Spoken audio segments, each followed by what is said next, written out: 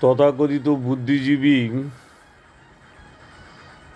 তোরা সম্মান পাওয়ার যোগ্য না, তাই তুই বলে বলছি। তোরা কেন সরকারের টাকা নিয়েছিস সেটা ফেলে কথা বল। কেন ট্যাক্স পেয়ারদের টাকা নিয়ে পকেট ভরাইছিস সেটা ফেলে কথা বল। কেন মমতা ব্যানার্জির পায়ে ধরে চটি চেটেছিস সেটা কথা বল। কেন কোনো ধর্ষিতার এগেনস্টে কথা বলেছিস সেটা কথা বল। কেন 26,000 চাকরি গেছিল, তারা রাস্তায় কান্নাকাটি করেছে, মারা গেছে, তাদের এগেনস্টে কথা বলেছিস তার জন্যে কথা বল। কেন অভয়ার মায়ের বিরুদ্ধে তোরা কটূক্তি করেছিস সেটা বল। কেন করেছিলি সেটা বল।